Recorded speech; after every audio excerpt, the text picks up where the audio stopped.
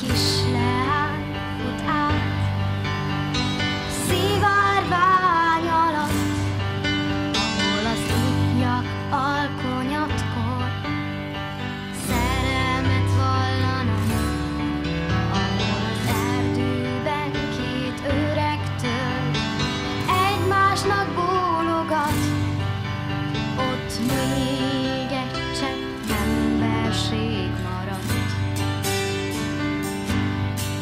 Ahol a szobrász véső márványon magától szalad, ahol felhők fölött a repülők egymásnak kacsintanak, ahol a konyhában a kisgyerekek a legjobb falat, ott még egy csepp emberség maradt.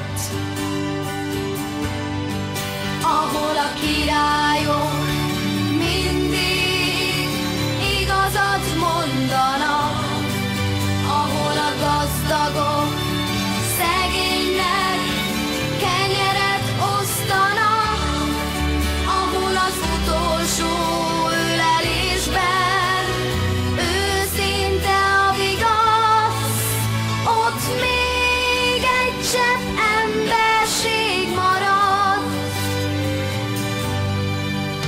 Ahol megszűnik a világon a gyűlölet s harag, ahol egy akkord nyomán a falak végleg leomlanak, ahol reggel a rádiótól jókedvű lesz a nap, ott még egy csepp emberség maradt. Ahol érezni a kimondott szó nem röpken pillanat, ahol az élet érték s mögötte ezernyi áldozat, ahol az orvos, a fizikus, a tanár szava nem csupán panasz, ott még egy csepp emberség maradt.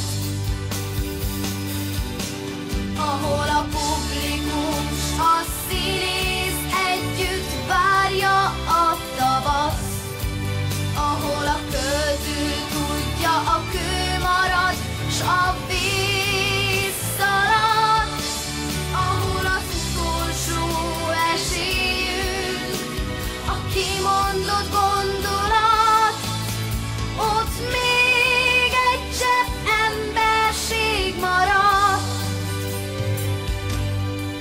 Ahol a kereskedő ajándékként könyveket ad, ahol van még marék föld, s lesz kép majd arat, ahol nyelved, neved értik, ahol lehetsz önmagad, ott még egy csepp emberség maradt.